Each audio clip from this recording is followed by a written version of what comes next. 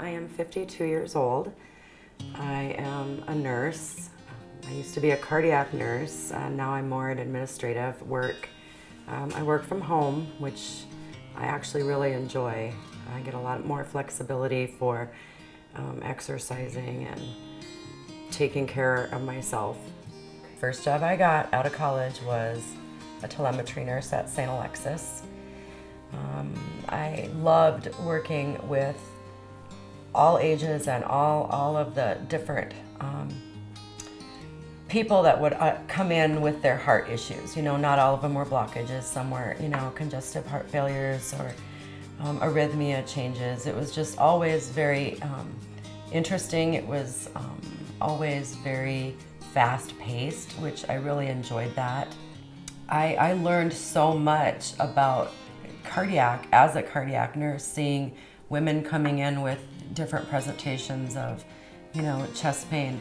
So I found it quite ironic that I was in that position and did not see any of those symptoms coming. Not a one was recognizable to me.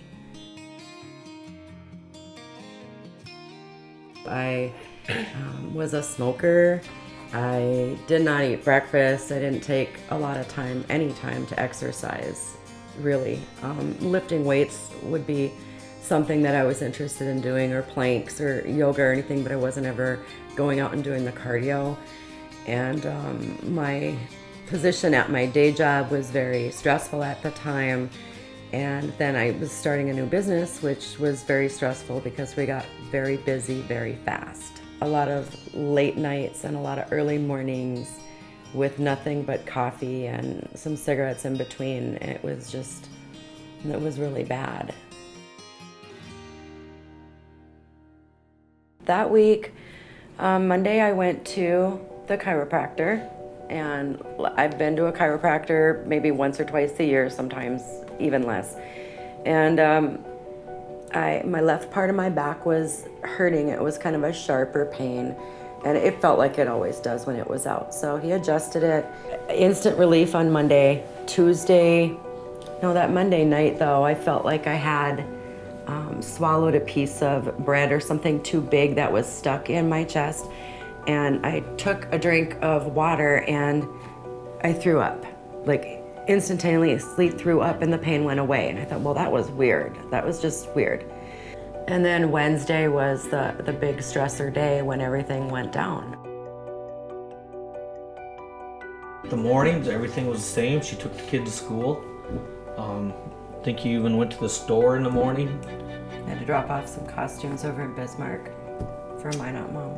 And I went and got the kids from school, and we came home. And Kinsey, she went with her boyfriend, and we came home, sat around a little bit, and she said she wasn't feeling quite right, so she was gonna wait for a little bit to make supper. And I was watching, I think, ESPN on TV, and Trey was in his room playing Xbox, and she said, I'm just gonna go down, lay down for a little bit. So I did go lay down at about, 4:30. Probably 4:30, I went and I laid on the bed, and I said, I'm just gonna lay down for a little while. God willing, she came out, and she just said, my back is hurting a little bit. And I know I had a wet washcloth on my forehead. I remember kind of putting that on the nightstand by the clock, and apparently I came out. I told him to tickle my back, which I've never done before. And he, okay, and I said, okay, thank you, and I lay down on the floor and I died. And just like that, she made just a very weird sound. And, you know, at the time, last thing I was thinking was a heart attack. I didn't know if she would pass, why she passed out. I didn't know if it was from the pain from in her back or what. So I called Trey, and I'm going, Trey, call 911. So I'll start to give her CPR. I've had the training before, so I was doing the CPR, and the ambulance only lived like 2 blocks from here. So I was just panicking. I'm like, okay, where's this ambulance? It should be here by now. Then we could hear it coming.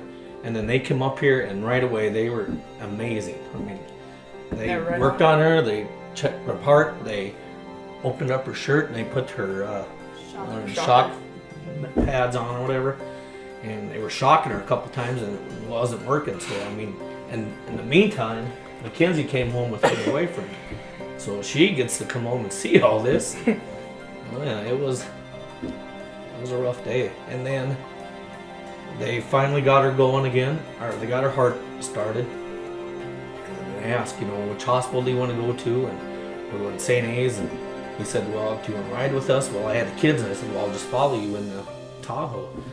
And so, I mean, that ride over there was very stressful.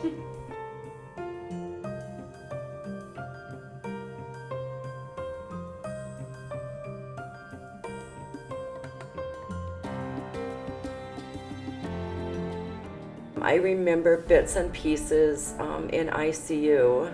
My stent placement, my blood pressure went crazy, and they had to put me in ICU like that next day.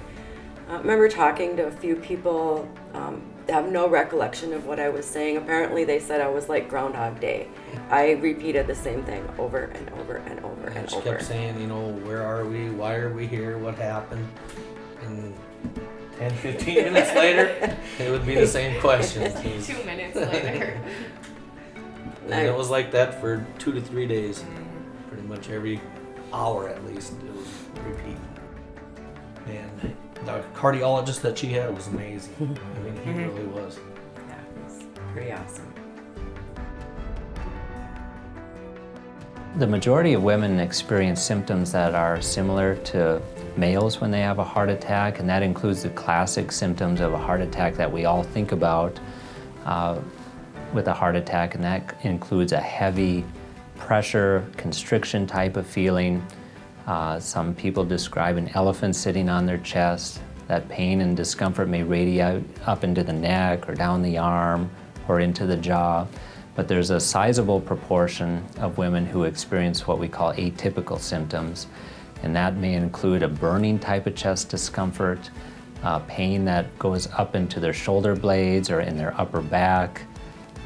Some women just experience nausea or vomiting, or just a profound shortness of breath that's out of the ordinary.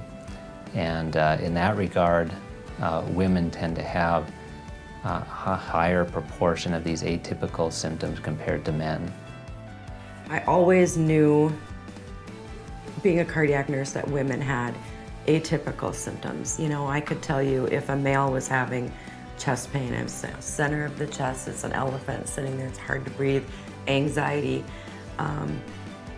None of that registered for me. And of all the people that I have taken care of with chest pain and angiograms and angioplasties and bypass, either before or after, for 5 years, I didn't see this. You really need to pay attention to abnormal symptoms.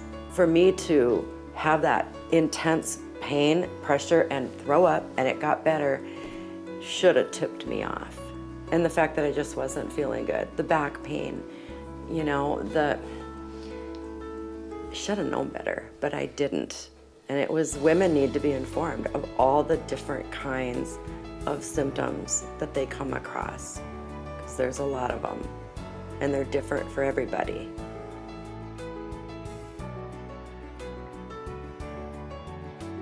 Rehab was, I didn't think it was necessary.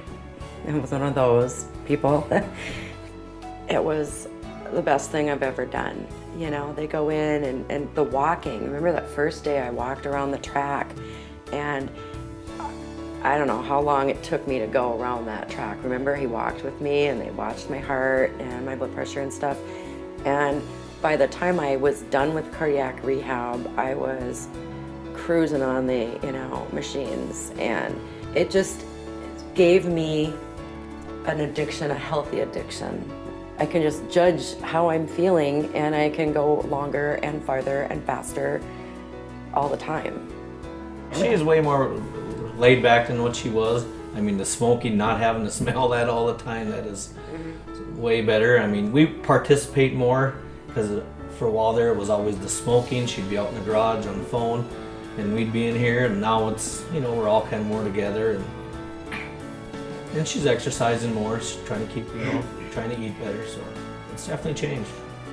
It's been a life change since that time. I mean, I take time for myself. And it wasn't easy in the beginning. It was, triggers and struggles, but you just have to go and live life, and that's what I started to do. And I really got addicted to my walking and my exercising and eating better.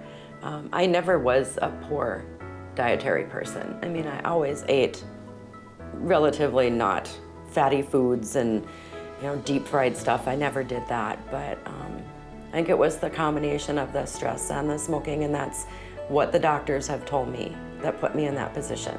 The stress level was off the charts for me. So the more stressed I was, the more I would smoke, the less I would sleep, and it was just a pretty vicious cycle. I just really like my life, and I'm really happy that I am still here to enjoy it.